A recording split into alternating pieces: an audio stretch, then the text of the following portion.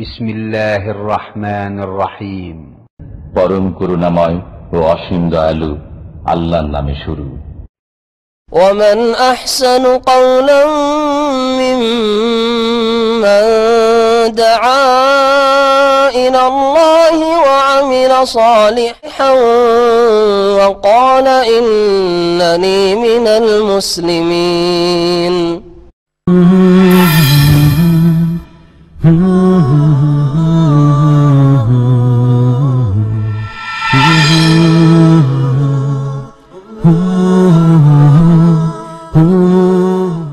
السلام عليكم ورحمة الله وبركاته.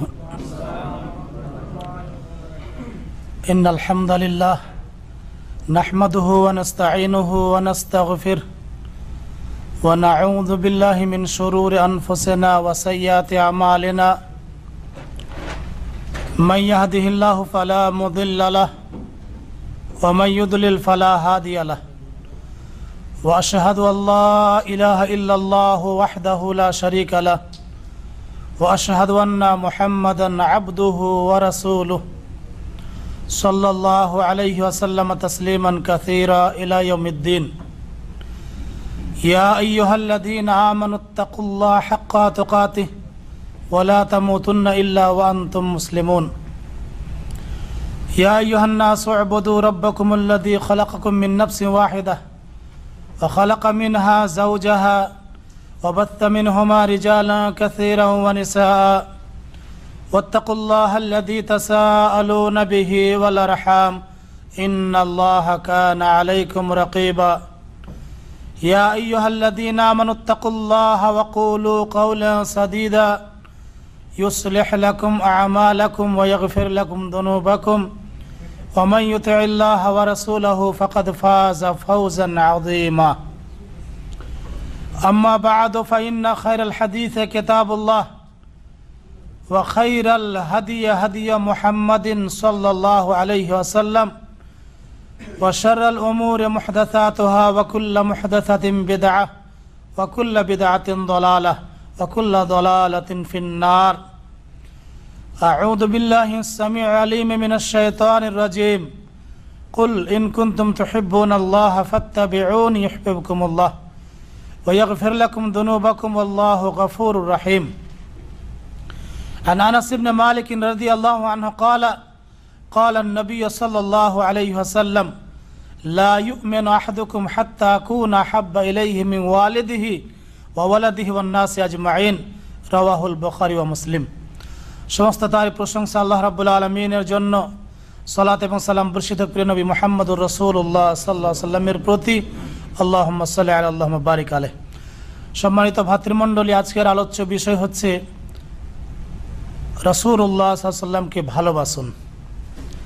রাসূলুল্লাহ সাল্লাল্লাহু আলাইহি ওয়াসাল্লামকে আল্লাহ রাব্বুল আলামিন রাসূল করে প্রেরণ করেছেন, নবুয়ত দিয়েছেন, তিনার সম্মান মর্যাদা দিয়েছেন, তিনাকে অত্যন্ত ভালোবাসতে হবে। এ সম্পর্কে কয়েকটি কথা আলোচনা করব এবং ভালোবাসা কতটুকু প্রয়োজন রয়েছে এটাও ইনশাআল্লাহ আলোচনায় আসবে এবং কি পর্যায়ে গেলে ভালোবাসা সেটা বাস্তবায়ন হবে না এবং ভালোবাসার ক্ষেত্রে কিছু মানুষ একটু বাড়াবাড়ি করেছে, অতিরঞ্জিত করেছে, সেগুলো থেকে আমাদের দূরে থাকতে হবে। আজকে হচ্ছে 12 রবিউল আউয়ালের 10 তারিখ। এই মাসে রাসূলুল্লাহ সাল্লাল্লাহু আলাইহি ওয়াসাল্লামের জন্ম হয়েছে। এই মাসকে কেন্দ্র করে 12 তারিখকে কেন্দ্র করে বিশ্বের কিছু মুসলিমরা বিদআত করে, ঈদ মিলাদুন নবী করে। এগুলো করা শরীয়তে প্রমাণ আছে কিনা ইনশাআল্লাহ সেগুলো আপনারা জানতে পারবেন।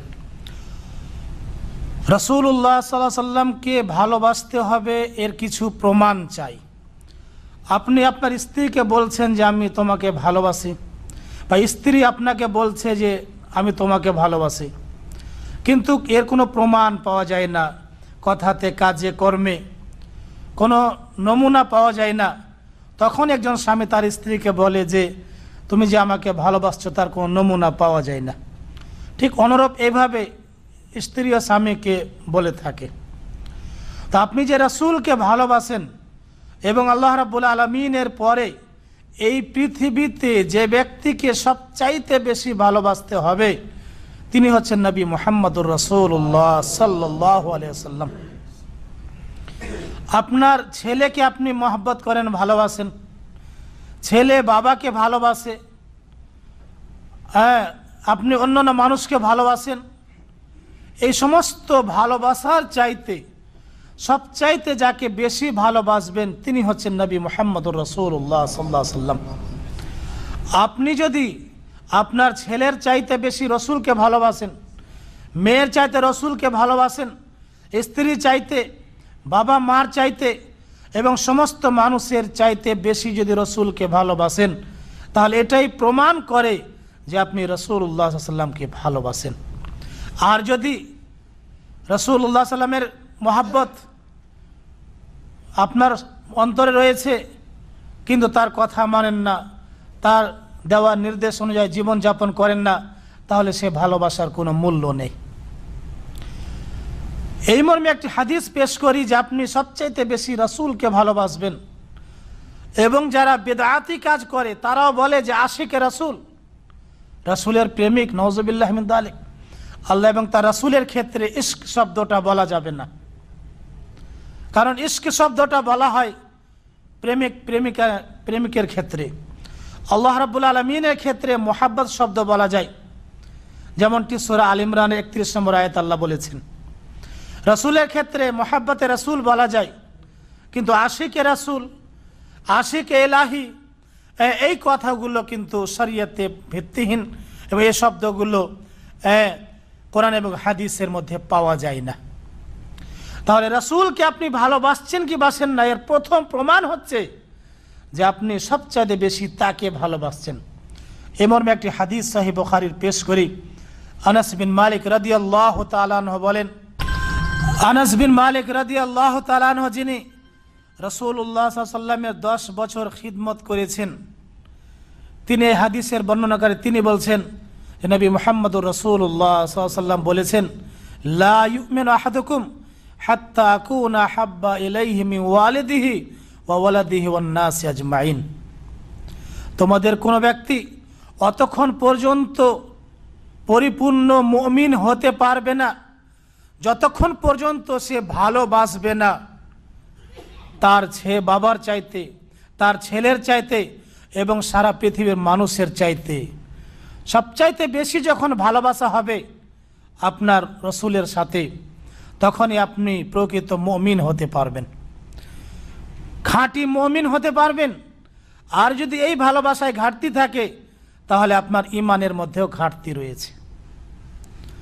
এই হাদিস রয়েছে সহিহ বুখারীর, হাদিস নম্বর হচ্ছে 15, বাবু হুব্বু রাসূল সাল্লাল্লাহু আলাইহি মিনাল ঈমান। রাসূলুল্লাহ সাল্লামের মুহাব্বত হচ্ছে ঈমানের একটি অঙ্গ। আপনি যে মুমিন দাবি করছেন, আপনি যে খাঁটি মুসলিম এর দাবি করছেন, এই দাবি তখনই বাস্তবায়ন হবে, তখনই আপনার এই দাবি সত্য হবে যখন আপনি সবচেয়ে বেশি ভালোবাসবেন রাসূলুল্লাহ সাল্লাল্লাহু আলাইহি ওয়াসাল্লামকে। এবং সহিহ মুসলিমের এটা হচ্ছে 44 নম্বর হাদিস, অধ্যায় হচ্ছে বাবু ওজুবে মুহাব্বতে রাসূলুল্লাহ সাল্লাল্লাহু আলাইহি ওয়াসাল্লাম আকসারা মিনাল আহলি ওয়াল ওয়ালাদে ওয়াল ওয়ালিদে ওয়ান নাসি আজমাইন। অধ্যায় হচ্ছে যে রাসূলুল্লাহ সাল্লাল্লাহু আলাইহি ওয়াসাল্লামকে বেশি ভালোবাসতে হবে, এটা হলো ওয়াজিব। মিনাল আহলে, পরিবার থেকে, আপনি আপনার স্ত্রীকে ভালোবাসেন। বিশেষ করে যারা বিদেশে আছেন তারা যখন মোবাইল করেন, ফোন করেন, স্ত্রীকে মিষ্টি মিষ্টি কথা বলেন, ভালোবাসেন তাকে, আপনার স্ত্রী আপনাকে ভালোবাসে, কিন্তু স্ত্রীর চাইতে বেশি ভালোবাসা হবে রাসূলুল্লাহ সাল্লাল্লাহু আলাইহি ওয়াসাল্লামের সাথে। এই জন্য ইমাম মুসলিম বলছেন যে আকসারা মিনাল আহলে ওয়াল ওয়ালাদে ওয়াল ওয়ালিদে, বেশি ভালোবাসা হবে আপনার পরিবার থেকে, বেশি ভালোবাসবেন রাসূলকে, বাবা থেকে বেশি ভালোবাসবেন রাসূলকে, ছেলে থেকে বেশি ভালোবাসবেন রাসূলকে, সারা পৃথিবীর মানুষের চাইতে বেশি ভালোবাসবেন রাসূলুল্লাহ সাল্লাল্লাহু আলাইহি ওয়াসাল্লামকে। এবং এই ভালোবাসা হচ্ছে ওয়াজিব। তাহলে আপনি যে রাসূলকে ভালোবাসেন তার প্রথম প্রমাণ হচ্ছে যে আপনি সবচাইতে বেশি তিনাকে ভালোবাসেন। আপনার ইমাম সাহেবকে আপনি ভালোবাসেন, ইমাম সাহেব বলছেন যে সূরা ফাতিহা পড়া লাগবে না, এদিকে রাসূলুল্লাহ সাল্লাল্লাহু আলাইহি ওয়াসাল্লাম বলছেন যে সূরা ফাতিহা না পড়লে নামাজ হবে না। আপনি এখন কোন দিকে যাবেন। ইমামের সঙ্গে মহাব্বত আছে, আবার রাসূলের সঙ্গে মহাব্বতের আপনি দাবিও করছেন। এই সময় আপনাকে ওই ইমাম যে নিষেধ করছে তার কথাকে ছেড়ে দিতে হবে আর রাসূলের কথাকে গ্রহণ করতে হবে। যদি আপনি এটা করতে পারেন তাহলে আপনি প্রমাণ দিতে পারবেন যে আপনি আপনার ইমামের চাইতে বেশি ভালোবাসেন রাসূলুল্লাহ সাল্লাল্লাহু আলাইহি সাল্লামকে। আপনার স্ত্রী বলছে দাড়ি রাখা যাবে না, কারণ আপনাকে দেখে বুড়া বুড়া লাগে, বয়স্ক লাগে। আর একটি মজার কথা বলি যে আমাদের রাকা ইসলামিক সেন্টারে আমার ওস্তাদের যে দার্স হয়, ওই দার্সে একজন ভাই আসেন, তিনি একদিন বললেন যে আমার স্ত্রী বিবাহর পরে দাড়ি রাখতে বলেছে আর আমি দাড়ি রাখি না। জিজ্ঞেস করলাম কারণটা কি, তিনি বলছেন যে একটু বয়স্ক বয়স্ক লাগে এরকম। স্ত্রী বলছে রাখো, আল্লাহ রাসূলের নির্দেশ আছে, শরীয়তের বিধান, দাড়ি রাখতে হবে ওয়াজিব, আর তিনি রাখছেন না। চিন্তা করে, অনেক সময় স্ত্রী নিষেধ করে, অনেক সময় স্কুল কলেজে যে সমস্ত মেয়েরা লেখাপড়া করে যদি হুজুর জামাই হয় বা তার স্বামী হয়তো অনেকে বিয়ে করতে চায় না, অনেকে দাড়িওয়ালা দেখলে বলেন না না এই বিয়েতে আমি বসতে রাজি নয়। একদিকে আল্লাহর কথা, এতে রাসূলের মহাব্বত, একদিকে স্ত্রীর মহাব্বত, একদিকে রাসূলের মহাব্বত, একদিকে আপনার হুজুরের মহাব্বত। হুজুর বলছে সূরা ফাতিহা পড়িয়েন না, আর রাসূল সাল্লাল্লাহু আলাইহি ওয়াসাল্লাম বলছেন পড়তে হবে। এই দুই মহাব্বতের মাঝে আপনার কোন মহাব্বতটা বেশি প্রয়োজন রয়েছে? কথা বলেন। রাসূলুল্লাহ সাল্লাল্লাহু আলাইহি ওয়াসাল্লামের মহাব্বত প্রয়োজন রয়েছে, কারণ আপনি যদি এই ইমাম সাহেবের মহাব্বতে সূরা ফাতিহা পড়া ছেড়ে দেন, ইমাম সাহেবের মহাব্বতে আপনি নিয়ত পড়া শুরু করেন, ইমাম সাহেবের মহাব্বতে আপনি ঈদ মিলাদুন নবী শুরু করেন, আর এদিকে নিষেধ রয়েছে রাসূল সাল্লাল্লাহু আলাইহি ওয়াসাল্লামের যে এই কাজগুলো চলবে না বা এই কাজগুলো করতে হবে, একদিকে তিনার মহাব্বত, একদিকে আপনার ইমামের মহাব্বত। আপনাকে প্রমাণ করতে হবে যে খাঁটি মহাব্বত হচ্ছে রাসূলুল্লাহ সাল্লাল্লাহু আলাইহি ওয়াসাল্লামের সাথে। ওই সময় ইমামের কথা ছেড়ে দিতে হবে, ইমাম যে নিষেধ করে তার কথা মানা যাবে না। এই কথা আপনার অনেক সময় কষ্ট লাগবে, অনেকে হয়তো মানতে চাইবে না যে ইমাম সাহেবের সঙ্গে এতদিন পর্যন্ত মহাব্বত আছে, কেমন করে ছাড়ি। কারণ যারা সম্মিলিত বেদাত করে, দুয়ার বেদাত, তাদেরকে যদি বলা হয় সম্মিলিত বেদাত, এই দুয়া শরীয়তে প্রমাণ নেই, তারা বলে দুয়ার সাথে এত মহাব্বত হয়েছে কিভাবে ছাড়বো। অনেকে বলে যে এলাকার লোকজন কি বলবে, আমি এতদিন ধরে এই কাজটা করলাম, এদের মহাব্বত আছে। তো এই মহাব্বত আর ওই মহাব্বতের মধ্যে পার্থক্য করতে হবে। তাহলে রাসূলকে যে আপনি ভালোবাসেন সাল্লাল্লাহু আলাইহি ওয়াসাল্লাম, তো প্রথম প্রমাণ দেখাতে হবে যে তিনার মহাব্বতে আপনাকে ওই কাজগুলো করতে হবে যে কাজের নির্দেশ হাদিস কোরআনের মধ্যে দেওয়া হয়েছে।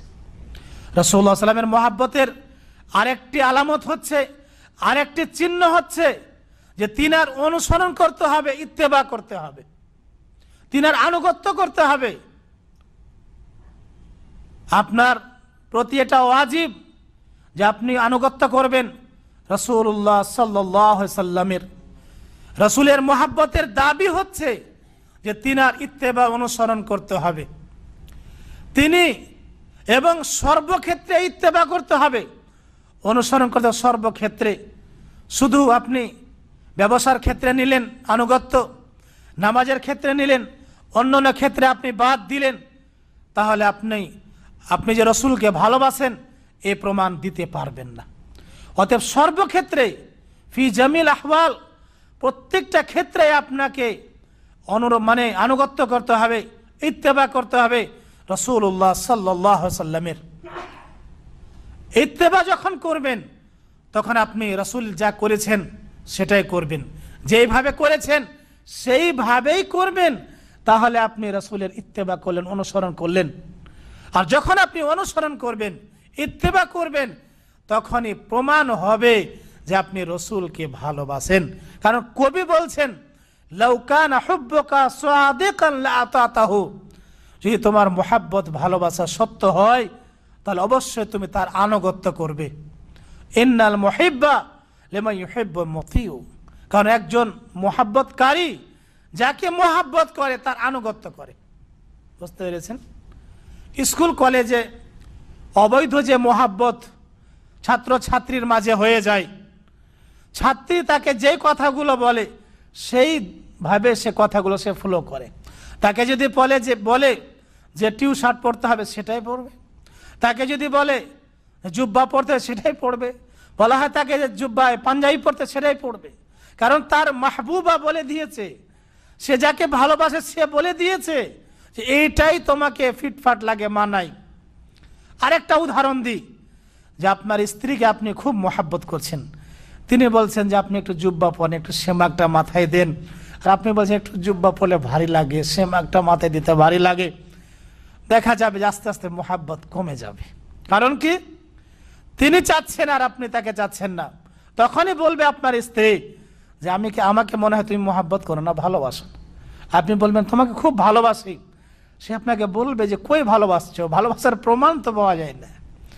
তবে শরীয়ত সম্মত যদি নির্দেশ করে, শরীয়ত সম্মত যদি কথা বলে, তখন আপনি তার কথা মানবেন। শরীয়ত বিরোধী যদি কথা বলে, তখন কিন্তু তার মোহাব্বতকে ছেড়ে দিতে হবে।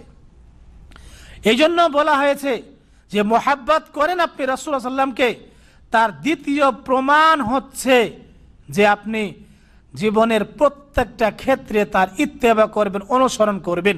তিনি যেইভাবে নামাজ পড়েছেন সেইভাবেই নামাজ পড়বেন, তবে মোহাব্বত হলো, তবে ইত্তেবা হলো। তিনি রাফুল ইয়াদাইন করেছেন আর আপনি বলছেন যে না আমি করব না, ইত্তেবা হলো? হলো না।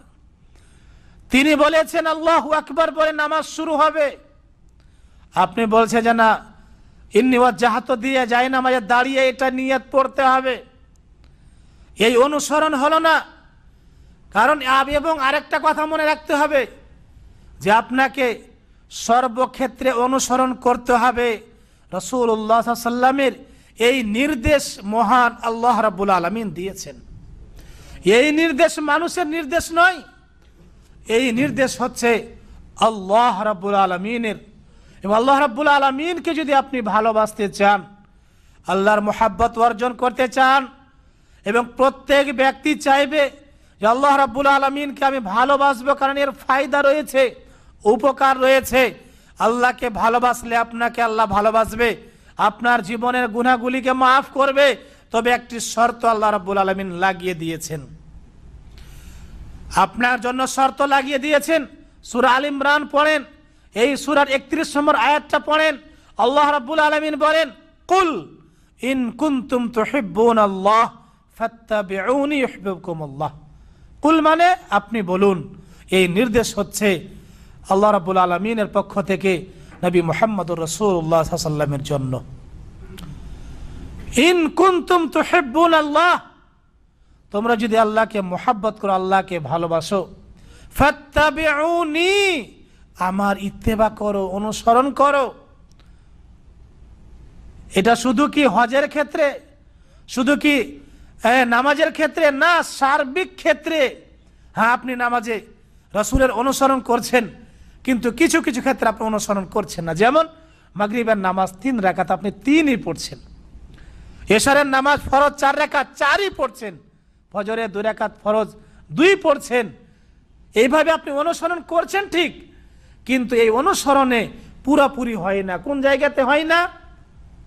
জায়গা হচ্ছে যে তিনি আল্লাহু আকবার তাকবীর দিয়ে আল্লাহু আকবার বলে নামাজ শুরু করেছেন, আপনি একটু বাড়তি করে দিলেন, যাই নামাজের দাঁড়িয়ে একটু নিয়ত পড়ে দিলেন, তাহলে পুরোপুরি কিন্তু অনুসরণ হচ্ছে না।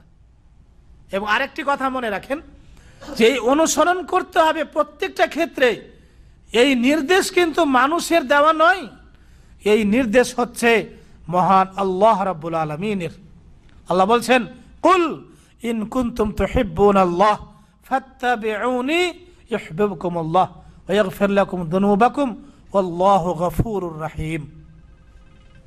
আল্লাহ বলছেন হে নবী আপনি বলেন ইন কুনতুম তুহিব্বুনাল্লাহ, তোমরা যদি আল্লাহকে মোহাব্বত করো, ফাত্তাবিউনি, আমার অনুসরণ করো। অনুসরণ কার করতে হবে? রাসূলুল্লাহ সাল্লাল্লাহু আলাইহি সাল্লামের।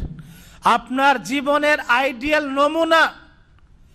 আপনি জীবন যাপন করবেন, কাকে দেখে, কার পদ্ধতিতে?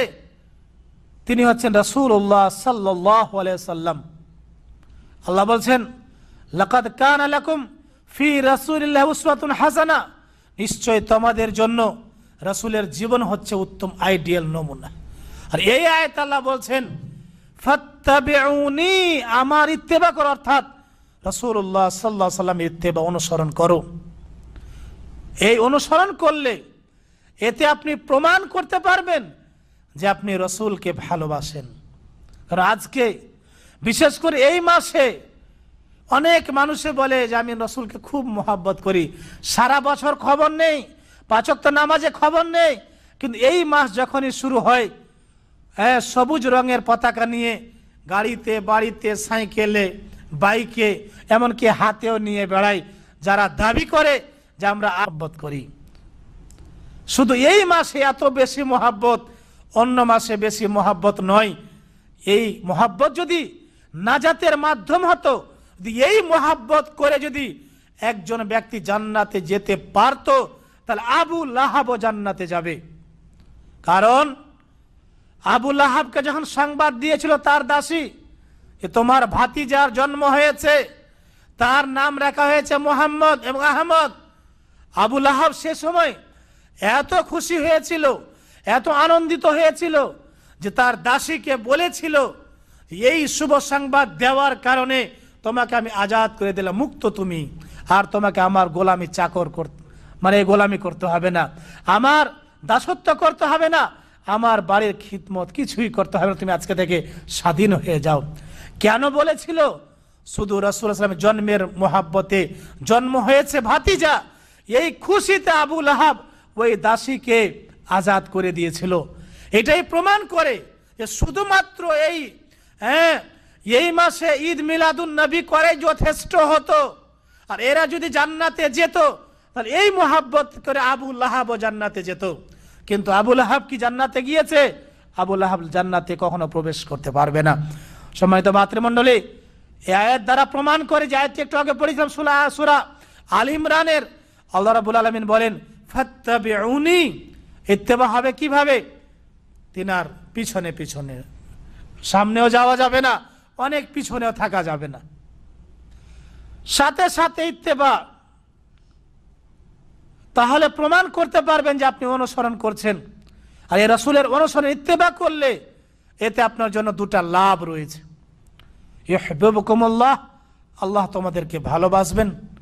প্রত্যেকে চাই আল্লাহ যেন তাকে ভালোবাসে, এরকম ভালোবাসা প্রত্যেকে চাই, কিন্তু শর্ত লাগিয়েছেন আল্লাহ যে ভালোবাসা আমার অর্জিত হবে, আমি তোমাকে ভালোবাসবো ঠিক, কিন্তু আমার নবীর ইত্তেবা করতে হবে, নবীর অনুসরণ করতে হবে প্রত্যেকটা ক্ষেত্রে, তাহলে তোমাকে আমি ভালোবাসবো এবং তোমার জীবনের গুনাহগুলিকে মাফ করে দেব। সুবহানাল্লাহ, চিন্তা করেন যে রাসূলের ইত্তেবা করলে আল্লাহর ভালোবাসা অর্জন হয়, রাসূল সাল্লাল্লাহু আলাইহি ওয়াসাল্লাম ইত্তেবা করলে আল্লাহ জীবনের গুনাহগুলিকে মাফ করবেন। আর যখনই আপনি ইত্তেবা করবেন না, যখনই অনুসরণ করবেন না, আপনার জীবনের গুনাহগুলি মাফ হবে না এবং আল্লাহ রাব্বুল আলামিন আপনাকে ভালোবাসবেন না।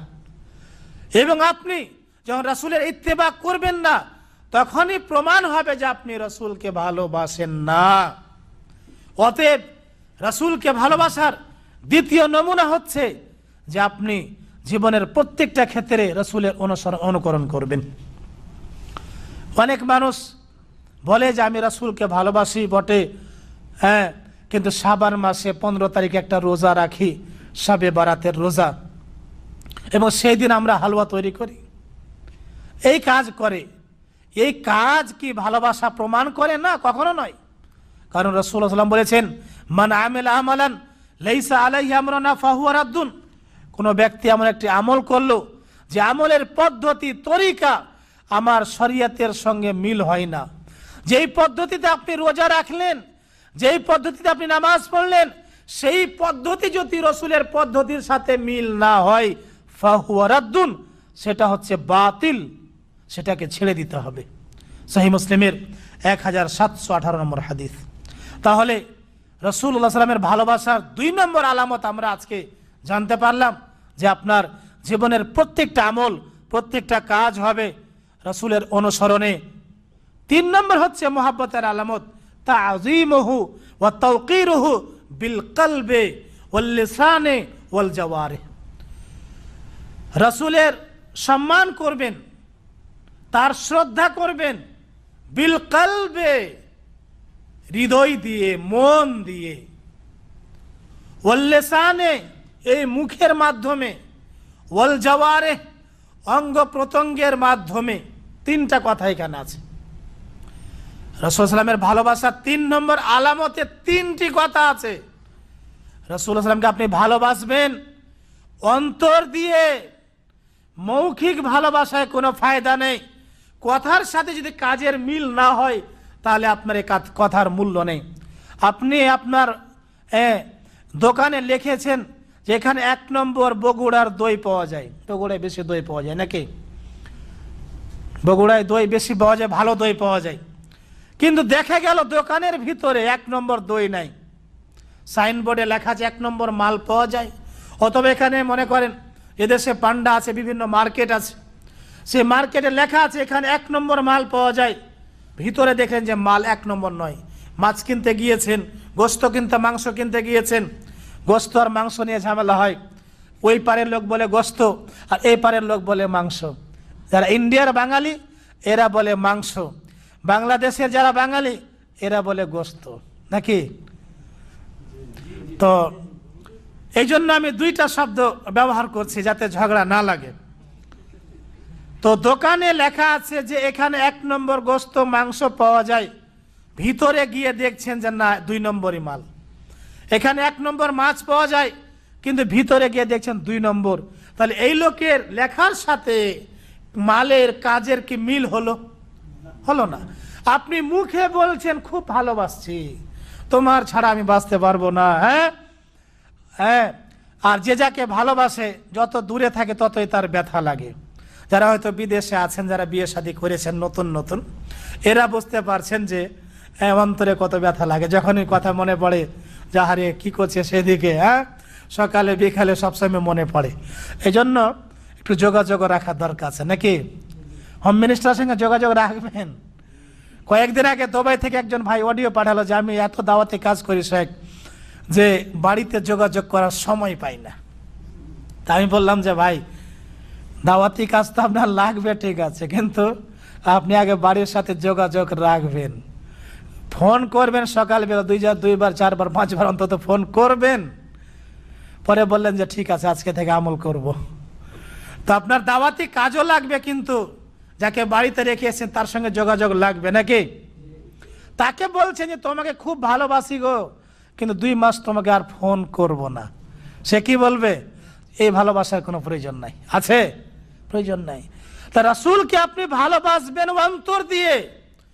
অন্তর দিয়ে কিভাবে ভালোবাসা হবে সেটা একটু ব্যাখ্যা না করলে বুঝতে পারবেন না। অন্তর দিয়ে ভালোবাসা হবে যে আপনার বিশ্বাস থাকবে, এতেকাদ থাকবে যে আল্লাহ রাব্বুল আলামিন রাসূলকে নবুয়তের জন্য রসূল করে চয়ন করেছেন এবং তিনাকে নবুয়ত দিয়েছেন এবং তিনার সম্মান মর্যাদা বৃদ্ধি করেছেন এবং তিনার মর্যাদা সবচাইতে বেশি, এবং তিনাকে আল্লাহ রাব্বুল আলামিন এই মর্যাদা দিয়েছেন যে তিনি কিয়ামতের ময়দানে শাফাত করতে পারবেন। এই বিশ্বাস আপনার যদি অন্তর থেকে থাকে তাহলে আপনি প্রমাণ করবেন যে আপনি রাসূলকে ভালোবাসেন। কিছুদিন আগে শুনছিলাম যে জাহাজ নদীতে চলছে, জাহাজ চলে যাবে হাসরের মাঠে, স্পেশাল জাহাজ যাচ্ছে, আর এই জাহাজে যাত্রী যারা তাদের সুপারিশ করবে এই জাহাজের যিনি পীর সাহেব তিনি। এই সুপারিশ কি আল্লাহর দরবারে কবুল হবে? এই মোহাব্বত, এই আকীদা বিশ্বাস যদি থাকে যে এই লোক সুপারিশ করবে আমার জন্য, তো আপনি আপনার কথার মধ্যে 2 নম্বরই করলেন। ওরা শাফাত করবে কিয়ামতের ময়দানে রাসূলুল্লাহ সাল্লাল্লাহু আলাইহি ওয়াসাল্লাম। তাহলে অন্তর দিয়ে রাসূলকে ভালোবাসার প্রমাণ হচ্ছে যে আপনার বিশ্বাস আছে তিনি খাতামুন নবীন, তিনি সর্বশ্রেষ্ঠ নবী এবং সর্বশেষ নবী, তিনার পরে আর কোন নবী আসবেন না। তিনাকে আল্লাহ সম্মান দিয়েছেন, মর্যাদা দিয়েছেন, এই বিশ্বাস যদি আপনার অন্তর থেকে থাকে তাহলে আপনি প্রমাণ করবেন যে আপনি অন্তর দিয়ে রাসূল সাল্লাল্লাহু আলাইহি ওয়াসাল্লামকে ভালোবাসেন। এই মুখ দিয়ে, জবান দিয়ে কিভাবে ভালোবাসবেন? যে তিনার যা প্রশংসা কোরআন এবং হাদিসে যতটুকু আছে অতটুকুই করবেন, বেশিও করবেন না, কমও করবেন না। এতে বাড়াবাড়ি করাও চলবে না। অন্তর দিয়ে হলো, তারপরে এই জুবান দিয়ে হলো। 3 নম্বর পয়েন্ট হচ্ছে যে আপনি আপনার অঙ্গ প্রত্যঙ্গের মাধ্যমে রাসূলুল্লাহ সাল্লামকে কিভাবে ভালোবাসবেন। এর প্রমাণ হচ্ছে যে তিনি যে কাজকর্ম পছন্দ করতেন, মহব্বত করতেন, আপনিও সে কাজকর্ম করেন। তিনি যে কাজ ঘৃণা করেছেন, যে কর্ম ঘৃণা করেছেন, সেটাকে ছেড়ে দেওয়া এবং তিনার দ্বীনের মহব্বত প্রকাশ করা। এই দ্বীনের প্রতি যদি কোনো বিপদ আপদ আসে তাহলে এই দ্বীনের পক্ষে সাহায্য করা অঙ্গ প্রত্যঙ্গের মাধ্যমে, তাহলে আপনি প্রমাণ করবেন যে আপনি রাসূলুল্লাহ সাল্লাল্লাহু আলাইহি সাল্লামকে ভালোবাসেন। আল্লাহ রাব্বুল আলামিন বলেন, ফাল্লাযীনা আমানু বিহি ওয়া আযযারুহু ওয়া নাসারুহু ওয়াত্তাবাউন নূরাল্লাযী উনজিলা মাহু উলাইকা হুমুল মুফলিহুন। সূরাতুল আরাফের 157 নম্বর আয়াত আল্লাহ বলেন, ফাল্লাযীনা আমানু বিহি, যারা রাসূলের প্রতি ঈমান নিয়ে এসেছে, ওয়া আযযারুহু, এবং তার সম্মান, তার শ্রদ্ধা বৃদ্ধি করেছে, ওয়া নাসারুহু, এবং তার সাহায্য করেছে। অর্থাৎ বর্তমান যুগে বা বিশেষ করে এখন তো রাসূল জীবিত নয়, রাসূলের সাহায্য করা মানে তার দ্বীনের সাহায্য করা। তিনি যেই দ্বীন রেখে গিয়েছেন সেই দ্বীনের সাহায্য যদি আপনি করে থাকেন, ওয়াত্তাবাউন নূরাল্লাযী উনজিলা মাহু, এবং তিনার প্রতি যেই নূর অর্থাৎ কোরআনুল কারীম নাজিল করা হয়েছে, এই কোরআনের কথাগুলোর অনুসরণ করলে উলাইকা হুমুল মুফলিহুন, এই কাজ যারা করবে অর্থাৎ রাসূলের প্রতি ঈমান যারা নিয়ে আসবে, তার সম্মান বজায় রাখবে, তার সাহায্য করবে এবং কোরআনুল কারীমে যা কিছু বলা হয়েছে তা মেনে চলবে, তাহলে এই সমস্ত লোকেরাই সার্বিক সফলতা অর্জন করতে পারবে। এই সমস্ত লোকেরাই মুফলের কামিয়াব হয়ে যাবে, দুনিয়া ওয়াল আখিরাত, দুনিয়াতেও কামিয়াব হবে, সফলতা অর্জন করতে পারবে এবং পরকালেও পারবে। তাহলে এই 3 নম্বর পয়েন্ট থেকে জানা যায় যে আপনি রাসূল সাল্লাল্লাহু আলাইহি ওয়াসাল্লামকে ভালোবাসবেন অন্তর থেকে। খাঁটি মহব্বতের প্রমাণ হয় যে আপনি তাকে অন্তর থেকে মহব্বত করবেন, এই জুবান দিয়ে মহব্বত করবেন, অঙ্গ প্রত্যঙ্গের মাধ্যমে দিন ইসলামের আদেশগুলো বাস্তবায়ন করবেন, তখনই আপনি প্রমাণ করবেন যে আপনি রাসূলুল্লাহ সাল্লাল্লাহু আলাইহি ওয়াসাল্লামকে ভালোবাসেন। 4 নম্বর প্রমাণ হচ্ছে যে রাসূলুল্লাহ সাল্লাল্লাহু আলাইহি ওয়াসাল্লামের প্রতি বেশি বেশি দুরূদ পাঠ করবেন। এই ক্ষেত্রে আমাদের দেশে কিছু ভুল আছে। যখন আপনি সৌদি আরবে এসেছেন তখন অনেকেই আপনাকে বলেছে যে আমার সালাম এবং সালাত নবীর রওজাতে একটু পৌঁছে দিন। আমি যখন সৌদি আরবে আসি, মদিনা ভার্সিটিতে লেখাপড়া করতে আসি, ওই সময় প্রায় 20 থেকে 25 জন লোক এরা বলছে যে হুজুর, অনেকে হুজুরও বলে, কে মৌলানাও বলে, যে আপনি যখন মদিনায় যাচ্ছেন, মদিনায় থাকবেন, তা আমাদের সালামগুলো একটু পৌঁছে দিন সেখানে। বুঝতে পেরেছেন? আমি বললাম যে কেন, আপনি এখান থেকে পৌঁছাতে পারবেন না? বলছেন না না, আপনি তো ওখানে থাকবেন, হুজুর রওজায় থাকবেন, তা আপনি একটু আমাদের পক্ষ থেকে পৌঁছে দিন। আমি বললাম যে ভাই, এত বোঝা আমি নিতে পারবো না, আমার ল্যাগেজই ভর্তি হয়ে গেছে, ব্যাগ ভর্তি, অনেকগুলো কিতাব নিয়ে যাব, আবার আপনারা 20-25 জন সালাম দিয়েছেন, এটা তো ভারী হয়ে যায় আমার জন্য। তারা বললো যে ভারী না, আপনি শুধু বলে দিবেন মুখ থেকে। বললাম যে এটাও বিরাট ভারী, কারণ শরীয়তে প্রমাণ পাওয়া যায় না যে আপনাদের এই সালাম বহন করে আমি একেবারে বিমানে চাপবো, তারপরে মদিনা এয়ারপোর্টে নামবো, মসজিদের নববীতে গিয়ে বলবো যে হে রাসূল সাল্লাম, আপনাকে এই লোকেরা সালাম দিয়েছে, সালাত পাঠিয়েছে, আপনি গ্রহণ করে। এই কাজ কিন্তু আমার, এত ভারী কাজ আমি করতে পারবো না। এই জন্য পারবো না যে এর পক্ষে কোরআন এবং হাদিসে কোনো প্রমাণ পাওয়া যায় না। বুঝতে পেরেছেন? অনেকে আত্মীয় স্বজন, মামা, অনেকে হয়তো দুলা ভাই, আমি বললাম যে না, মালিশ, আফওয়ান, এটা কাজ আমার দ্বারা হবে না। তাদের মহাব্বত একদিকে, চিন্তা করেন এদের সঙ্গে তো একটা মহাব্বত থাকবে, দুলা ভাইয়ের মহাব্বত হয় কি না হয় না, তো চাচা মামা ইত্যাদি, কিন্তু এদের মহাব্বত একরকম যে আমাদের সালামটা পৌঁছে দিও। কিন্তু হাদিস কোরআন থেকে প্রমাণ পাওয়া যায় না যে সালামগুলো মাথায় বহন করে নিয়ে আসবো আর মুখ দিয়ে বলে দেবো যে সালাম দিয়েছে, এরকম প্রমাণ নেই। অতএব এটা শরীয়তে প্রমাণ নেই, এই কাজ আমার দ্বারা সম্ভব নয়। তারা বলছে তাহলে আমরা কিভাবে পৌঁছাবো? আমি বললাম যে দুরূদ ইব্রাহিম নামাজে পড়েন কি পড়েন? বলছে হ্যাঁ পড়ি। ওইটা কিভাবে পৌঁছানো হয়? তারপরে বললাম যে হাদিসে রয়েছে যে আল্লাহ রাব্বুল আলামিন কিছু ফেরেশতা নিযুক্ত করেছেন, এই সালাত সালাম পৌঁছানোর দায়িত্ব হচ্ছে এদের। ফেরেশতারা এই কাজে মানে নিযুক্ত রয়েছে, এই কাজের দায়িত্ব অর্পণ করেছেন আল্লাহ রাব্বুল আলামিন। যে সমস্ত ফেরেশতাদেরকে এরা পৃথিবীতে ঘোরাফেরা করে, কে কোথায় সালাম দেয়, সালামগুলো পৌঁছায়। অতএব যার যে দায়িত্ব তাকে সে কাজটা করতে দেন। মনে করেন যে আপনার দায়িত্ব আছে যে আপনি আপনার কোম্পানির গাড়ি চালান, কিন্তু অন্য কেউ বলছেন ভাই তোমাকে আর গাড়ি চালাতে হবে না, আমি চালাবো। আপনি বলবেন যে ভাই আমার কাজ এইটা আমাকে করতে দেন নাকি? ফেরেশতাদের দায়িত্ব হচ্ছে যে ফেরেশতারা সালাম এখানে নিয়ে চলে পৌঁছে দিবে। সহিহ মুসলিমের আরেকটি হাদিসে পাওয়া যায় যে পৃথিবীর যে কোনো জায়গা থেকে আপনি সালাত পাঠান, সালাম দেন, আল্লাহ রাব্বুল আলামিন এই সালাত পৌঁছানোর ব্যবস্থা করবেন, যেইভাবে করবেন, যে পদ্ধতিতে, সেটাই হচ্ছে আমার জন্য যথেষ্ট। এবং রাসূল সাল্লাল্লাহু আলাইহি ওয়াসাল্লাম বলছেন যে তোমরা যে কোনো জায়গায় থেকে সালাত পাঠাও না কেন, সালাম পাঠাও না কেন, আমার কাছে সেগুলো পৌঁছে যায়। আরেকটি হাদিসের মধ্যে পাওয়া যায় ইল্লা রাদ্দাল্লাহু রূহি, আল্লাহ আমার আত্মাকে ফিরিয়ে দেন এবং আমি সালামের জবাব দিই। কিভাবে দেন এই পদ্ধতি কিন্তু কোরআন এবং হাদিসের মধ্যে বলা হয় না। কিভাবে ফেরেশতারা বহন করে নিয়ে আসে এই পদ্ধতি কিন্তু কোরআন হাদিসের মধ্যে বর্ণনা হয়নি। বুঝতে পেরেছেন? অতএব পৃথিবীর যে কোনো জায়গা থেকে আপনি সালাম দিতে পারবেন, সালাত দুরূদ ইব্রাহিম পড়তে পারবেন। এই মর্মে আরেকটি কথা বলা যায় যে আপনি কোন দরুদটা পড়বেন, কারণ দেশে তো প্রায় 12-13 রকমের দুরুদ আছে, দুরুদের প্রকার আছে। দুরুদ এইরকম, ওটা ওইরকম, পাঞ্জেগানা দুরুদ, 6 রকম দুরুদ, এত রকমের দুরুদ।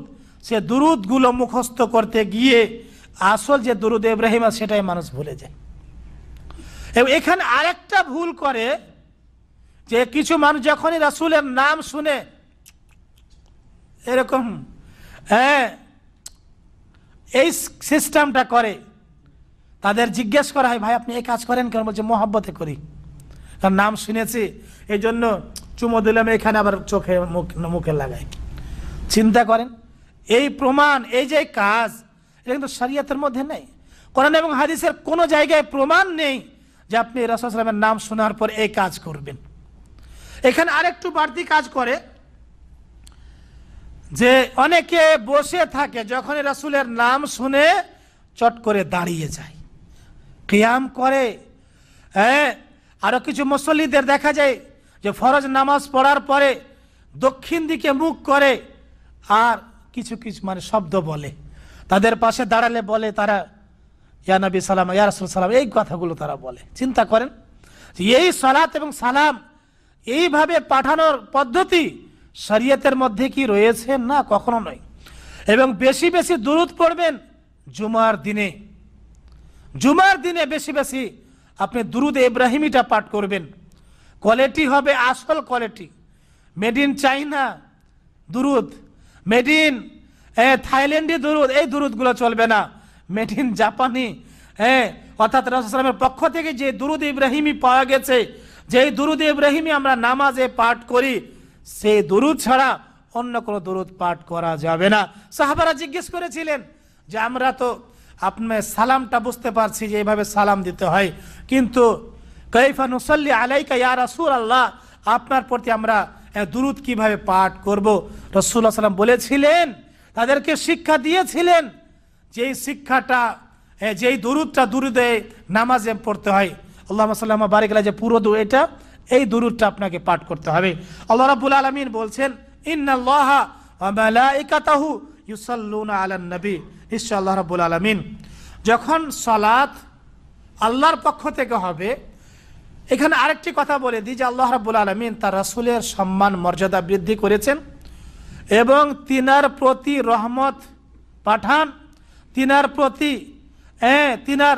তিনার যে গুণাবলী প্রশংসা রয়েছে, এই গুণাবলীগুলো ফেরেশতাদের সামনে তিনি বর্ণনা করেন। এই জন্য এই আয়াতের তাফসির বেশ কয়েকটা আমি দেখলাম। প্রত্যেক মুফাসসিরে কেরামরা বলছেন যে সালাতুল্লাহ তাআলা, আল্লাহর পক্ষ থেকে যখন সালাত, যখন বলা হয় যে আল্লাহ সালাত পাঠান, এর অর্থ হচ্ছে সানাউহু আলাইহি ইনদাল মালায়েকা, আল্লাহ রাব্বুল আলামিনের পক্ষ থেকে আল্লাহ রাব্বুল আলামিন প্রশংসা করেন রাসূলুল্লাহ সাল্লাল্লাহু আলাইহি ওয়াসাল্লামের ইনদাল মালায়েকা, ফেরেশতাদের সামনে। এবং ফেরেশতারা ওই আকাশে থেকে এরা কি করে, এরাও দোয়া করে। যখন বলা হবে যে ফেরেশতারা সালাত পাঠায়, এর অর্থ হচ্ছে যে ফেরেশতারা রাসূল সাল্লাল্লাহু আলাইহি ওয়াসাল্লামের জন্য দোয়া করে এবং তার জন্য ইস্তেগফার করে ক্ষমা চায়। এবং যখন বান্দার ক্ষেত্রে বলা হবে, আল্লাহ যখন বলছেন সাল্লু আলাইহি ওয়া সাল্লিমু তাসলিমা, সাল্লু আলাইহি ওয়া সাল্লিমু তাসলিমা, এর যখন অর্থ আপনি বলবেন তখন এইভাবে বলবেন যে হে মুমিনগণ, তোমরাও রাসূলের প্রতি সালাত এবং সালাম পাঠাও। আয়াতের একটু অর্থ করি। ইবনে আব্বাস রাদিয়াল্লাহু তাআলা এটি বলেছেন যে যখন সালাত হবে ফেরেশতাদের পক্ষ থেকে, তখন তার অর্থ হবে যে ফেরেশতারা দোয়া করেন রাসূলুল্লাহ সাল্লাল্লাহু আলাইহি সাল্লামের জন্য। এর আরেকটি অর্থ হচ্ছে যে ফেরেশতারা ইস্তেগফার করেন রাসূলুল্লাহ সাল্লাল্লাহু আলাইহি সাল্লামের জন্য। যেমন আরেকটি হাদিসের মধ্যে পাওয়া যায় যে যখন একজন একজন মুসল্লি নামাজ শেষ করে আর মুসল্লায় বসে থাকে, তখন ফেরেশতারা তাদের প্রতি সালাত পাঠায়, অর্থাৎ এই মুসল্লিদের জন্য ইস্তেগফার কামনা করে, ক্ষমা চায় আল্লাহ রাব্বুল আলামিনের কাছে। এই জন্য আয়াতের অর্থ এইভাবে বলা যায়, ইন্নাল্লাহা, নিশ্চয় আল্লাহ রাব্বুল আলামিন এবং সমস্ত ফেরেশতা ইউসাল্লুনা আলান নবী, আল্লাহ রাব্বুল আলামিনের পক্ষ থেকে, ফেরেশতাদের পক্ষ থেকে রহমত বর্ষিত হয়। ইয়া আইয়ুহাল্লাযীনা আমানু, হে মুমিনগণ, আল্লাহ রাব্বুল আলামিন চান যে আল্লাহ তিনি রাসূলের প্রশংসা করেন ফেরেশতাদের সামনে, ফেরেশতারা প্রশংসা করে, অর্থাৎ আকাশের মধ্যে রাসূল সাল্লাল্লাহু আলাইহি ওয়াসাল্লামের প্রশংসা হয়।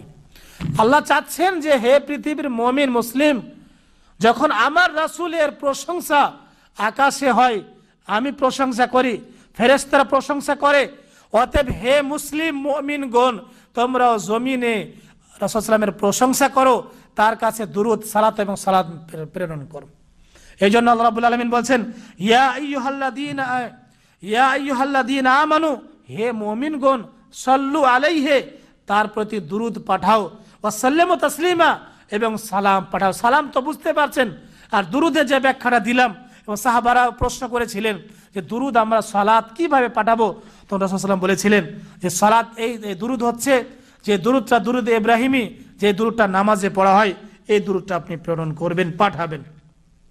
তাহলে বেশি বেশি রাসূলের দরুদ পাঠ করা, এটা প্রমাণ করে যে আপনি রাসূলকে বেশি ভালোবাসেন। যে কথা বলেছিলাম এর আগে যে রাসূল সাল্লাল্লাহু আলাইহি ওয়াসাল্লামকে ভালোবাসার কিছু আলামত রয়েছে, কিছু চিহ্ন রয়েছে, যে চিহ্ন আলামতগুলো আপনার মধ্যে যদি পাওয়া যায় তাহলে প্রমাণ হবে যে আপনি রাসূলকে ভালোবাসেন।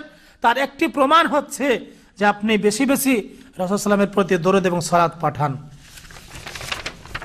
এখানে আরেকটি কথা বলা যায় যে আপনি ফায়সালা করবেন কার পদ্ধতিতে? রাসূলুল্লাহ সাল্লাল্লাহু আলাইহি ওয়াসাল্লামের পদ্ধতিতে। আপনার ফায়সালা, মনে করেন যে আপনাকে একজন ফায়সালা দিল যে জোহরের নামাজ 4 রাকাত পদ্ধতি হলো এই রকম বানানো পদ্ধতি, উনি বলছেন আমার ফায়সালা এটাই। এদিকে রাসূলের ফায়সালা হচ্ছে যে না, জোহরের নামাজ 4 রাকাত বটে, কিন্তু পদ্ধতি হলো এই শরীয়তের পদ্ধতি। একদিকে রাসূল সাল্লাল্লাহু আলাইহি ওয়াসাল্লামের ফায়সালা, একদিকে ইমাম সাহেবের ফায়সালা। এই দুইটা ফায়সালার মধ্যে আপনাকে মানতে হবে যেই ফায়সালা, যেই বিচার রাসূলুল্লাহ সাল্লাল্লাহু আলাইহি ওয়াসাল্লামের শরীয়তের মধ্যে পাওয়া যায়। এবং এখানে আরেকটা কথা মনে রাখতে হবে যে আপনি রাসূলের ফায়সালা মানার পরে মনের মধ্যে কোনো সংকীর্ণতা রাখবেন না। কারণ অনেক সময় একটা উদাহরণ দিলে বুঝতে পারবেন।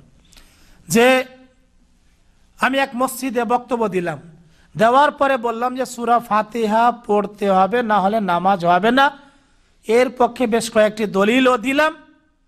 ওই লোক এই কথাগুলো শোনার পরে বলছে কথা ঠিক আছে, কিন্তু আমার যে ইমাম সাহেব বলে দিয়েছে যে সূরা ফাতিহা পড়া লাগবে না, আর আমি যদি পড়ি আর যদি জাহান্নামে আমি যাই, নাউযুবিল্লাহি মিন যালিক, তাহলে সেই দিন আপনাকে নিয়েও যাবে। আস্তাগফিরুল্লাহ।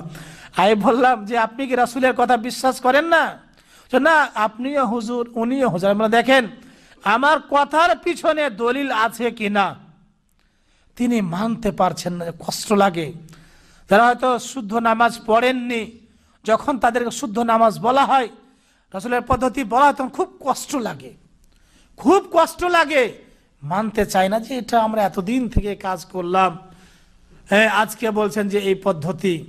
কারণ ভুল পদ্ধতি শিখে শিখে সঠিক যে পদ্ধতি, সেই পদ্ধতি তারা ভুলে গিয়েছে। এখানে আরেকটি কথা বলা যায় যে আমাদের দেশে ফরজ নামাজের পরে 5 ওয়াক্ত নামাজ পড়ানোর পর ইমাম সাহেব মুসল্লির দিকে ফিরে সম্মিলিত মোনাজাত করে দোয়া করে না? যখনই আপনি তাকে বলছেন যে সম্মিলিত মোনাজাত নেই, শরীয়তে প্রমাণ নেই, এক শ্রেণীর মানুষ বলে যে না, এটা তো মানা যাবে না। আপনি তাকে বলবেন রাসূলের ফয়সালা হলো যে সালাম ফিরানোর পরে আস্তাগফিরুল্লাহ 3 বার বলতে হবে, আল্লাহুম্মা আনতাস সালাম, জিকির আজকার অনেকগুলো আছে। রাসূলের ফয়সালা হচ্ছে জিকির আজকার আছে সালাম ফিরানোর পরে, আর ইমামের ফয়সালা যে না, সম্মিলিত মোনাজাত দোয়া ধরতে হবে।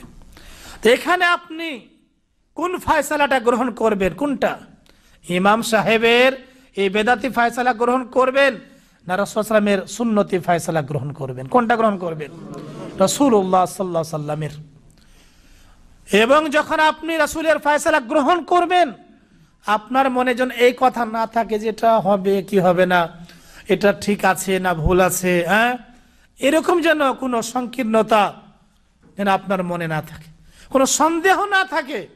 কারণ যদি আপনার থাকে এই সন্দেহ যে মানলাম ঠিক কিন্তু ভুল আছে না ঠিক আছে, তাহলে আপনি খাঁটি মুমিন হতে পারবেন না, আপনি ভালোবাসার প্রমাণ দিতে পারবেন না। তাহলে রাসূল সাল্লাল্লাহু আলাইহি ওয়াসাল্লামকে ভালোবাসার এখানে আরেকটি প্রমাণ হচ্ছে যে আপনি তিনার ফয়সালা জীবনের সর্বক্ষেত্রে মেনে নেবেন।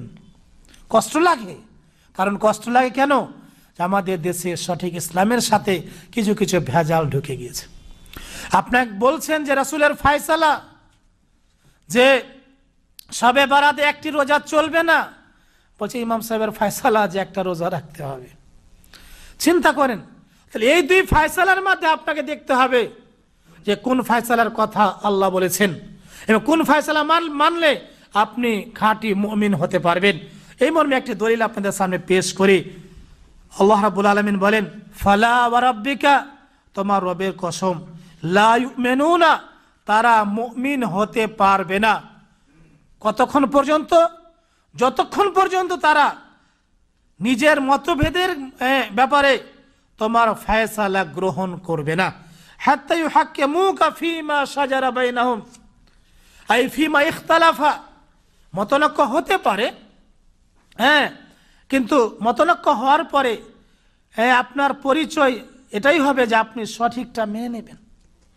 আমি দেখেছি যে আমার সাথে বেশ কয়েকজন ইমামের সাথে একটু কথা হলো, তারা বলছে যে আমরা যে এতদিন থেকে কাজগুলো করে আসি রে বাবা, আজকে ছাড়বো, এটা তো কষ্ট লাগে, এটা তো কষ্ট লাগে। বিষয়টা ছিল এমন, সম্মিলিত দুয়ার যে বিষয়গুলো, তারপর আকিকার বিষয়গুলো, আকিকাতে 7 ভাগে আকিকা করে অনেকে, আবার গরু জবাই করে। বলছি রাসূলের ফয়সালা হচ্ছে যে ছাগল বকরি দুম্বা এগুলো জবাই করতে হবে। তিনি বলছেন যে দীর্ঘদিন থেকে আমরা যে করে আসি, তো কিভাবে ছাড়তে পারবো? চিন্তা করেন, এই ফয়সালা তিনি দিয়ে রেখেছেন যে আকিকাতে গরু জবাই করো, হ্যাঁ আকিকা গরু মেয়ের পক্ষ থেকে 7 ভাগ চলবে, ছেলের পক্ষ থেকে 7 ভাগে কুরবানির মতন আকিকা দাও। কিন্তু রাসূলের ফয়সালা হচ্ছে আনিল গোলামে শাতান মুকাফাতান, ছেলে হলে 2টা ছাগল বা বকরি খাসি, মেয়ে হলে 1টা। এইদিকে ফয়সালা রাসূলুল্লাহ সাল্লামের, এদিকে ফয়সালা আপনার ইমাম সাহেবের। এই দুইটা ফয়সালা দেখবেন যে খুব কষ্ট লাগে, যে কেমন করে এটা মানবো, আমরা মানতে পারবো না। অনেকে মৌখিক বলেও দেয় যে না এটা মানা সম্ভব নয়, কারণ দীর্ঘদিন থেকে কাজ করে আসে। তাদেরকে বলা যাবে যে আপনি যতক্ষণ পর্যন্ত রাসূলুল্লাহ সাল্লামের ফয়সালা মানছেন না, খাঁটি মুমিন হতে পারবেন না। আপনি যতক্ষণ পর্যন্ত রাসূলের ফয়সালা মানবেন না, ততক্ষণ পর্যন্ত আপনার মহাব্বত, আপনি রাসূলকে ভালোবাসেন না। যদি ভালোবাসেন তাহলে রাসূলের ফয়সালা আপনাকে মেনে নিতে হবে। এটা হচ্ছে চূড়ান্ত ফয়সালা, যে রাসূল সাল্লাম বলেছেন যে এই কাজ করা যাবে, এই জিনিসগুলো করা যাবে, তখন আপনাকে মেনে নিতে হবে। অনেক সময় কষ্ট লাগতে পারে। আল্লাহ রাব্বুল আলামিন বলেছেন হাত্তা ইউহাক্কিমুকা ফীমা শাজারা বাইনাহুম। এরপর আরেকটি কথা মনে রাখেন, সুম্মা লা ইয়াজিদু ফি আনফুসিহিম হারাজাম মিম্মা কাদাইতা। আপনার যা ফয়সালা, আল্লাহ বলছেন যে তোমার যা ফয়সালা দেওয়া হয়েছে, এই ফয়সালা মানার পরে মনে কোনো সংকীর্ণতা না থাকে, যে এটা ঠিক আছে না ভুল আছে, এটা করবো কি এরকম যেন না থাকে। এরপরে ওয়ায়ুসাল্লিমু তাসলিমা, এবং পুরোপুরি যেন তারা এটাকে মেনে নেয়। তাহলে এই যখনই আপনি রাসূলের ফয়সালা জীবনের প্রত্যেকটা ক্ষেত্রে মানতে পারবেন, তখন আপনি প্রমাণ দিবেন, আপনার প্রমাণ হবে যে আপনি রাসূলকে ভালোবাসেন। এই আয়াতে আল্লাহ রাব্বুল আলামিন কসম খেয়েছেন, নিজের কসম করেছেন, নিজের জাতের কসম করেছেন, এবং বলেছেন যে জীবনের সর্বক্ষেত্রে চূড়ান্ত ফয়সালা মানতে হবে রাসূলুল্লাহ সাল্লাল্লাহু আলাইহি সাল্লামের। এখানে আরেকটি কথা বলা যায়, যে রাসূলকে ভালোবাসার আরেকটি প্রমাণ হচ্ছে যে আপনি তিনার দিনের, রাসূলুল্লাহ সাল্লাল্লাহু আলাইহি ওয়াসাল্লাম যে দিনটি নিয়ে এসেছেন সেই দিনের তাবলীগ করবেন, এই দিনের প্রচার প্রসার করবেন। কিন্তু আজকাল মানুষ রাসূলের দিনের তাবলীগ না করে অন্য তাবলীগ শুরু করে। রাসূলের তাবলীগ করতে হবে, কোরআন এবং হাদিসের তাবলীগ করতে হবে, কোরআন এবং হাদিসের কথা মানুষের কাছে পৌঁছে দিতে হবে। যদি আপনি এই কোরআন এবং হাদিসের কথা না পৌঁছিয়ে আপনার মানে সংগঠনের কথা পৌঁছান, আপনার মনের কথা পৌঁছান, আপনার যে কথাতে লাভ আছে সেটা পৌঁছান, তখন আপনি রাসূলকে মহব্বত বেশি করলেন না, রাসূলের ভালোবাসা আপনি অর্জন করতে পারবেন না। রাসূলুল্লাহ সাল্লাল্লাহু আলাইহি ওয়াসাল্লাম বলেছেন বাল্লিগু আন্নী ওয়ালাউ আয়া, আমার পক্ষ থেকে যা পেয়েছো সেটার তাবলীগ করো। আজকে অনেকে বলে থাকে যে আমরা এই তাবলীগ করছি, রসুলওয়ালা কাজ, নবীওয়ালা কাজ করছি, এই জন্য সকাল বিকাল গাঁটরি বেঁধে মসজিদে মসজিদে গ্রামগঞ্জে চিল্লা দিচ্ছি। এই চিল্লা ফিল্লা রাসূলুল্লাহ সাল্লাল্লাহু আলাইহি ওয়াসাল্লাম কি কোনোদিন দিয়েছেন? এই তাবলীগ কি রাসূল করেছেন? কখনো করেননি। মুহাব্বতের চাই দাবি এটা নয় যে তিনি যে তাবলীগ করেন না সেটা আপনি করবেন, কখনো নয়। তিনি কি বলছেন? বাল্লিগু আন্নী, আমার পক্ষ থেকে যা পেয়েছো তার তাবলীগ করো। রাসূলুল্লাহ সাল্লাল্লাহু আলাইহি ওয়াসাল্লাম হাদিসের তাবলীগ, দ্বীন ইসলামের তাবলীগ করবেন আপনি। আর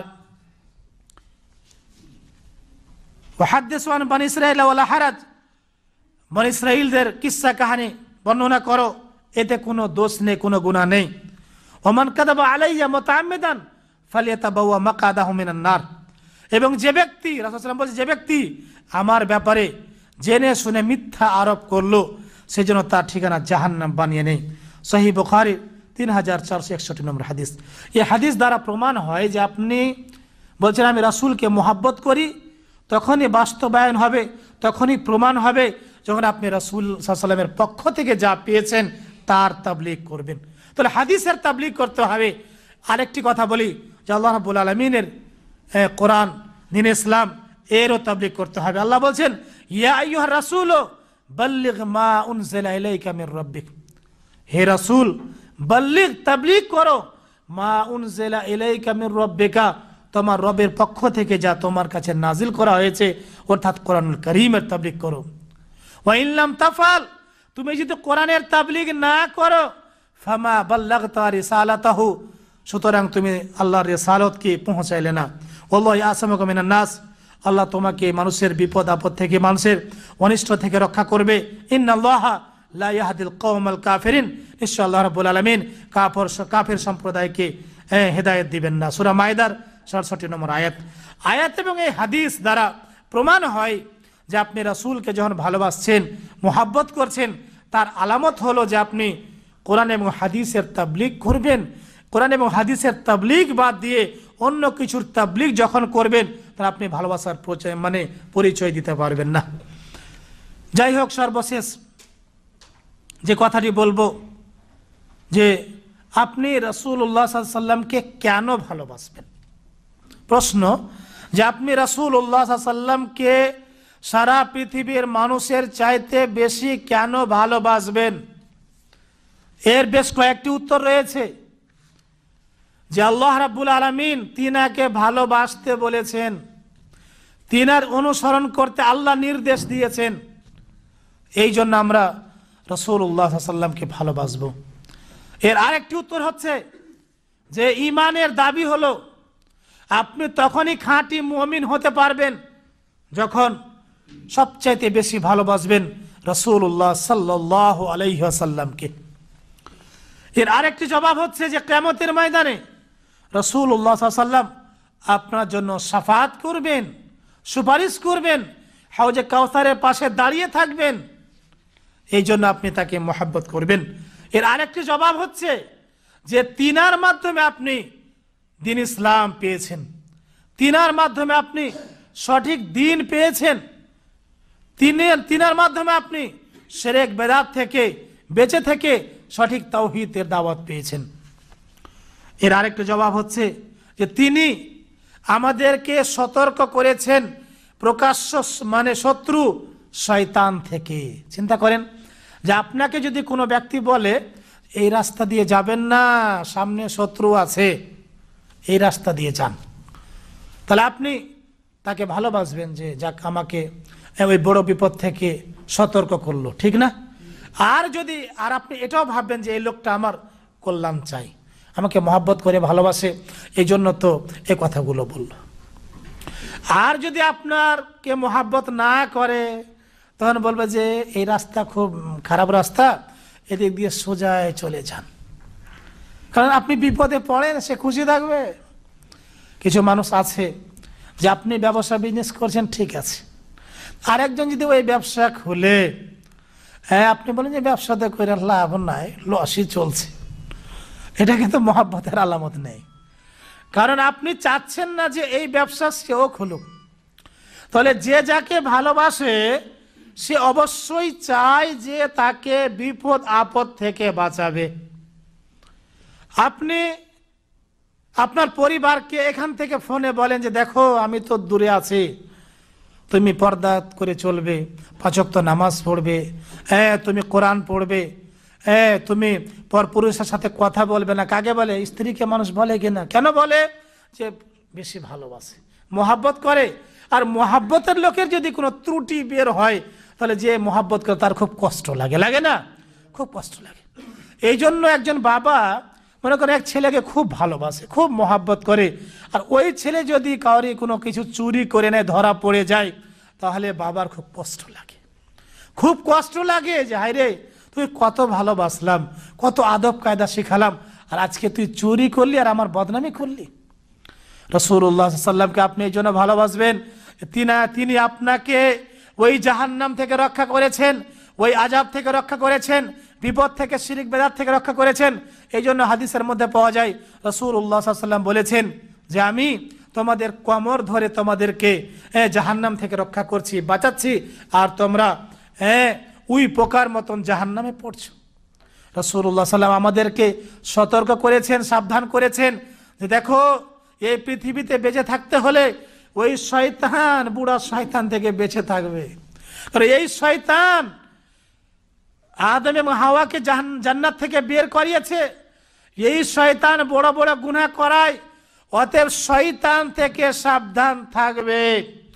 এই সতর্ক বাণী আমরা পেয়েছি রাসূলুল্লাহ সাল্লাল্লাহু আলাইহি ওয়াসাল্লামের মাধ্যমে।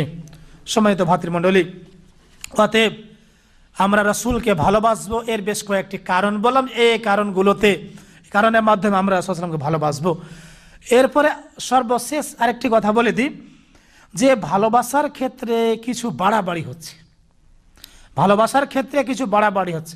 আমরা প্রথম কথা জেনেছি যে রাসূল সাল্লামকে ভালোবাসতে হবে, তার কয়েকটা নমুনা পেয়েছি। হ্যাঁ, এই নমুনা যদি পাওয়া যায় তাহলে ভালোবাসার প্রমাণ হয়। 2 নম্বর কথা জানতে পেরেছি যে আমরা রাসূলুল্লাহ সাল্লাল্লাহু আলাইহি ওয়াসাল্লাম কেন ভালোবাসবো, বুঝতে পেরেছেন।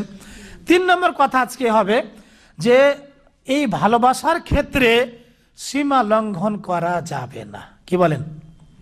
সীমা লঙ্ঘন করা যাবে না। আপনি আপনার ছেলেকে মাদ্রাসায় ভর্তি করেছেন, টাকা পয়সাও দিয়েছেন যে 5 রুকি দারুল হাদিস মাদ্রাসায় পড়ো, অথবা যাত্রাবাড়ি মোহাম্মদী আরাবিয়াতে পড়ো, অথবা খুলনায় পড়ো, রাজশাহী পড়ো, বা মালদা জেলাতে পড়ো, ইউপিতে পড়ো, আপনি সব কিছু দিয়েছেন তাকে। কিন্তু সে ছেলে মাদ্রাসায় পড়ালেখা বাদ দিয়ে সিনেমা দেখে, গান বাজনা শুনে, তো এই যে আপনার সাথে একটু বাড়াবাড়ি হলো কি না?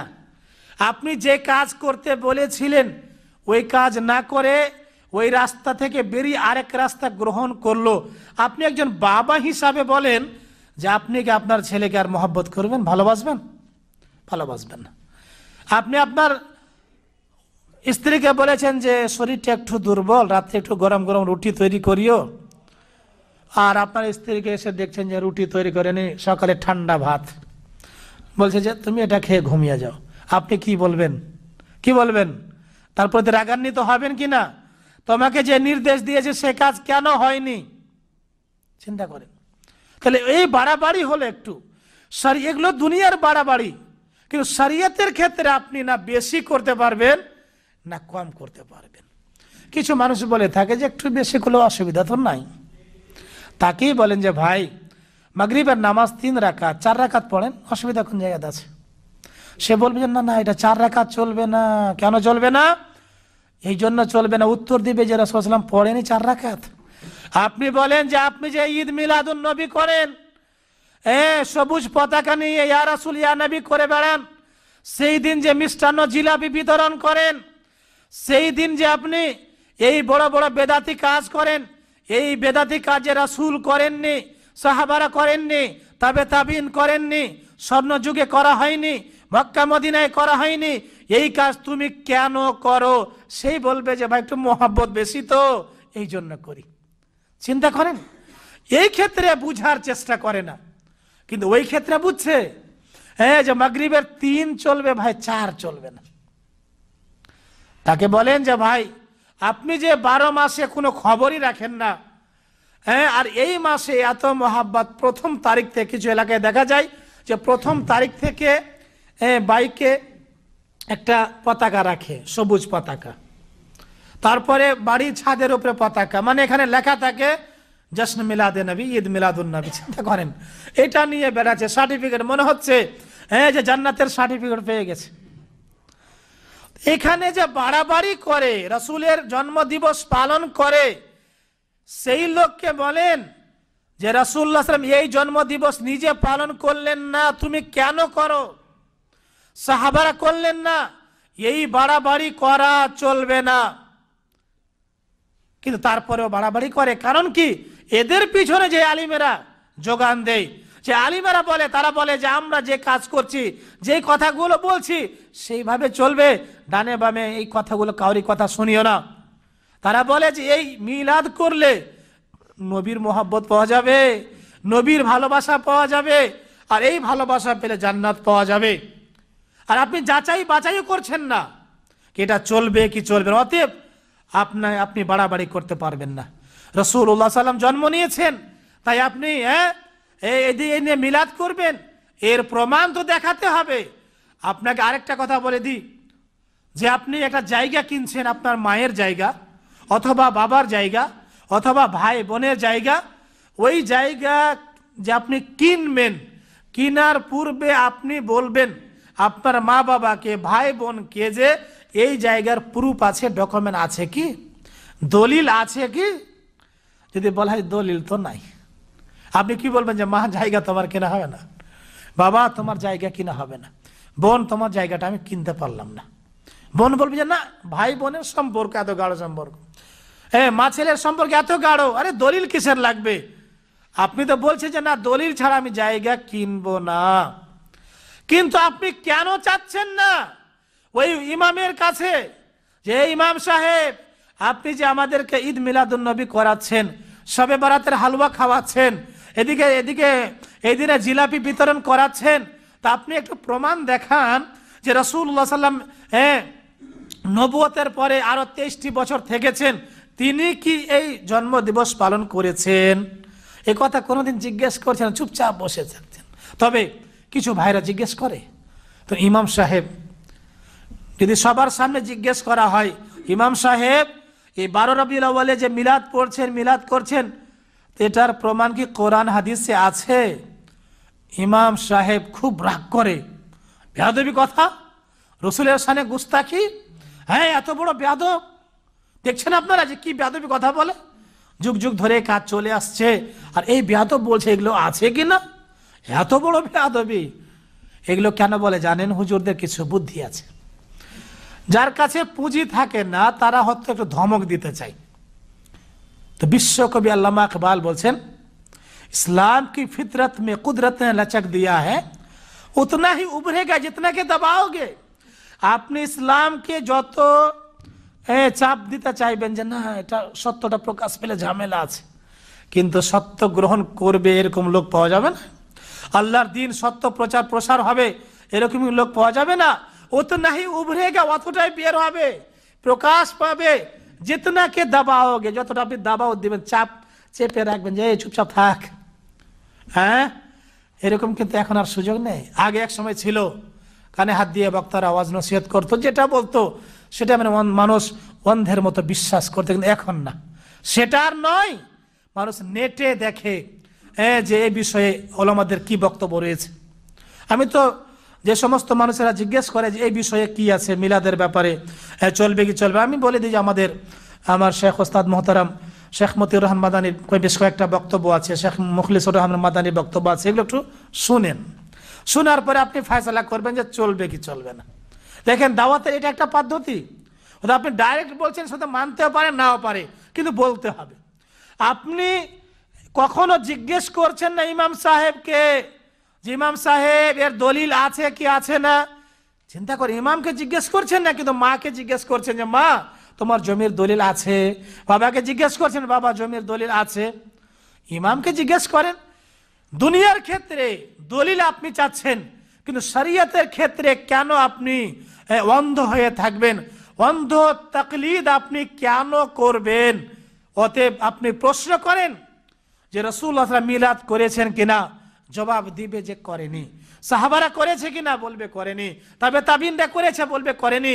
4 খলিফা 30টি বছর রাজত্ব করেছে। আবু বকর সিদ্দিক রাদিয়াল্লাহু আনহু 2 বছর, উমর বিন খাত্তাব 10 বছর, উসমান 12 বছর, আলী রাদিয়াল্লাহু আনহু প্রায় 5 বছর, 5.5 বছর। এই 30টি বছর খেলাফতের পার হলো। এই খেলাফতের যুগে এরা কি কোনোদিন মিলাদ করেছে? কোনোদিন করেনি। এরা কি শাবান মাসের 15 তারিখে হালুয়া খেয়েছে? কখনো খায়নি। এরা কি জিলাপি বিতরণ করেছে? এরা কি খেজুর বিতরণ করেছে? কখনো করেনি। আরেকটি কথা মনে রাখেন, যে আপনাকে বলবে আরে এত বড় বেয়াদব, মোহাব্বত নাই নবীর সাথে। বলবেন যে তোমার চাইতে যারা বেশি মোহাব্বত করতো রাসূলকে সাল্লাল্লাহু আলাইহি ওয়াসাল্লামকে, তারা হচ্ছে কারা? সাহাবায়ে কেরাম। সাহাবায়ে কেরামরা এত মোহাব্বত করতো, এত ভালোবাসতো। সহিহ বুখারীতে হাদিস রয়েছে যে রাসূলুল্লাহ সাল্লাল্লাহু আলাইহি ওয়াসাল্লাম যখন কাশ ফেলতেন তখন সাহাবারা কিন্তু মাটিতে পড়তে দিতেন না, হাতে নিয়ে চেহারাতে শরীরে মেখে নিতেন। সুবহানাল্লাহ, চিন্তা করেন, এত বড় মোহাব্বত কোনো ব্যক্তির সাথে করতে পারবে? তাকে বলবেন যে ভাই আপনি বলছেন যে মোহাব্বত তোমার কম আছে, তাহলে তুমি বলো যে তোমার মোহাব্বতের কারণে তুমি এই বেদাতি কাজ করছো। তাহলে ওই মোহাব্বত সাহাবাদের মোহাব্বত, যে সাহাবারা কাশ থুতুগুলো নোখামা, হাদিসে বলে নোখামা বলা হয় কাশকে, যেটা আপনার গাঢ় বের হয়, সেটা আপনি কোনোদিন হাতে নিয়ে দেখেছেন? আপনার ছেলের কাশ হাতে নিতে পারবেন? মেয়ের পারবেন? মা বাবার পারবেন? স্ত্রীর পারবেন? কাউরে কাশ নিতে পারবেন, থুতু নিতে পারবেন না। কিন্তু সাহাবায়ে কিরাম রিজওয়ানুল্লাহি আলাইহিম আজমাইন তিনারা কত ভালোবাসতেন যে রাসূলুল্লাহ সাল্লাল্লাহু আলাইহি ওয়াসাল্লামের কাশগুলো মাটিতে ফেলতে দিতেন না, তারা হাতে নিয়ে চেহারাতে শরীরে মেখে নিতেন। শুধু তাই নয়, উজুর পানিগুলো নিচে পড়তে দিতেন না। মাটিতে পড়তে দিতেন না, হাতে নিয়ে থাকতেন এইভাবে। এই মহাব্বত এখন কি কারোর সাথে আছে? কথা বলেন আছে? এত মহাব্বত নেই। তাকে বলেন যে আপনার মহাব্বত এরকম, রাসূল সাল্লামের জন্য, ইসলামের জন্য সাহাবারা রক্ত দিয়েছে, আপনি তো মানুষের বাড়িতে মিলাদ পড়ে পড়ে মোটা হয়ে গেছেন।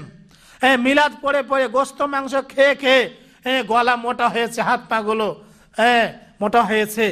আপনি কি রক্ত ইসলামের জন্য দিয়েছেন? কখনো দেননি। এই মহাব্বত ওই মহাব্বতের মধ্যে পার্থক্য আছে নাকি? আপনি আরো বলবেন তাদেরকে যে সাহাবারা শুধু এই মহাব্বত নয়, ইসলামের জন্য তারা নিজের শরীরের তাজা রক্ত দিয়েছে। সাহাবারা ইসলামের জন্য মক্কা ছেড়ে মদিনা এসেছে, পরিবার পরিজন টাকা পয়সা সবকিছুকে ছেড়ে দিয়েছে একমাত্র ইসলামের প্রচার প্রসার করার জন্য। তারা কি মিলাদ পড়তে পারতো না? শরীয়তে যদি মিলাদ করাই থাকতো, শবে বরাতে হালুয়া করাই থাকতো, তাহলে কি তারা ছাড়তো নাকি? কি বলেন? তারা কি ছাড়তো? যাদের এত মহাব্বত, এত ভালোবাসা, আর এইটুকু কাজ করতে পারতো না? তারা করেনি কেন?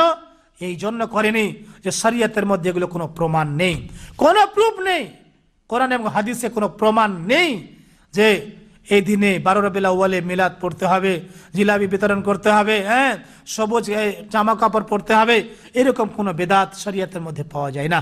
অতএব ভাতৃমণ্ডলী, আপনাদের সর্বশেষ আরেকটি কথা বলি যে রসুলকে ভালোবাসবেন ঠিক, কিন্তু বেশি বাড়াবাড়ি নয়।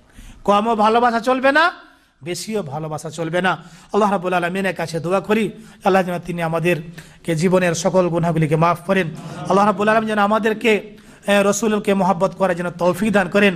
রাসূল সাল্লামের জীবনের সর্ব কথাগুলো যেন আমরা মানতে পারি, তৌফিক দান করেন।